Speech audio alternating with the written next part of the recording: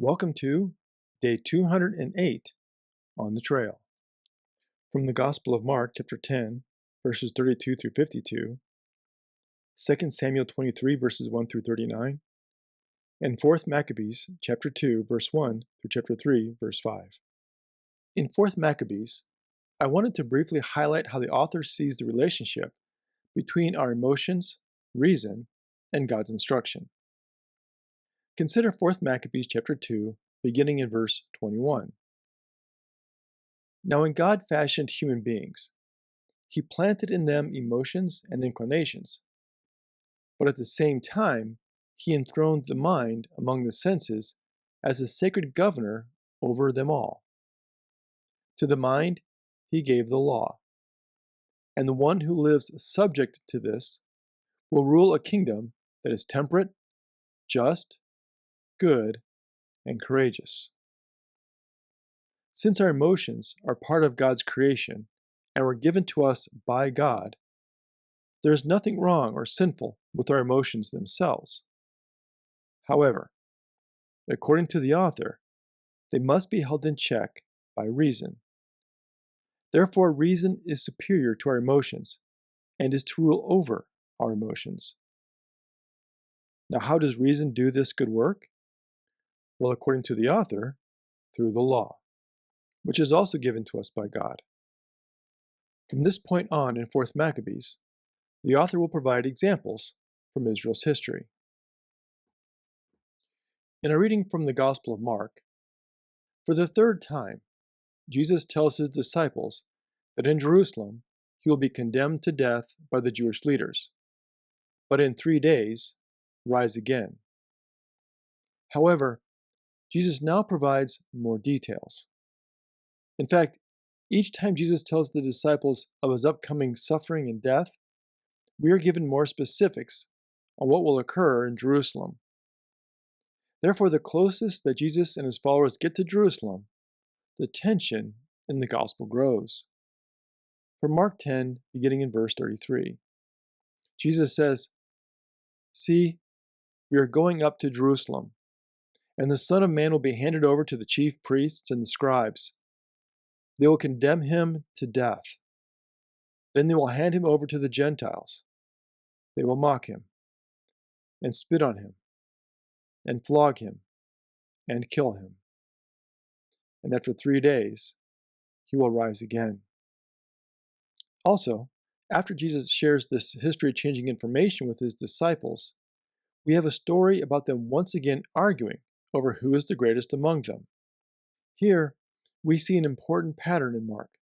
After the first passion prediction in chapter 8, Jesus instructs his disciples on the importance of self-denial, service, and even martyrdom. From chapter 8, beginning in verse 34, "If any want to become my followers, let them deny themselves and take up their cross and follow me. For those who want to save their life will lose it, and those who lose their life for my sake and for the sake of the gospel will save it." Immediately following the second passion prediction in chapter 9, the disciples argue about who is the greatest, which would seem quite out of place given the seriousness of Jesus' prediction. However, Jesus responds by once again calling them to a life of service. From Mark chapter 9, verse 35, "Whoever wants to be first must be last of all and servant of all." Now, in the third passion prediction, the disciples once again argue over who is the greatest, demonstrating their inability to understand what Jesus is telling them about his kingdom. So this time, Jesus will provide specific instructions on how his followers are to live and relate to each other in his kingdom. From Mark chapter 10, beginning in verse 42. "So Jesus called them and said to them, 'You know that among the Gentiles, those whom they recognize as their rulers lord it over them, and their great ones are tyrants over them. But it is not so among you. But whoever wishes to become great among you must be your servant. And whoever wishes to be first among you must be slave of all. For the Son of Man came not to be served, but to serve, and to give his life a ransom for many." Each of the three passion predictions of Jesus in Mark's Gospel is followed by important instructions of what the followers of Jesus should expect and how they should live. Specifically, the followers of Jesus must lead lives of service instead of seeking positions of authority. They must be willing to suffer, knowing that persecution awaits them for their confession of faith. And they must recognize the great reversal of the kingdom of heaven, where the first will be last, and the last will be first. And then, at the end of chapter 10, we have the healing of a blind beggar named Bartimaeus, which represents the end of Jesus' public ministry. In this story, Jesus demonstrates the life of service to which he has called his followers. In this story, a blind beggar, one of the most overlooked members of Jewish society, seeks help from Jesus. From Mark 10, beginning in verse 47.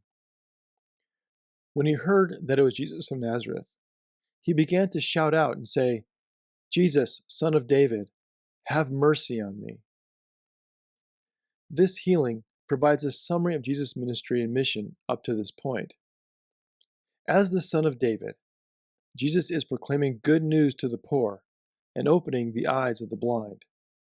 Now, Bartimaeus, who had been seated by the road, follows Jesus to Jerusalem and the climax of Jesus' mission on the earth. The one who was blind has had his sight restored and can now follow Jesus on the road of discipleship. Thank you for joining us today. Until next time, stay on the trail.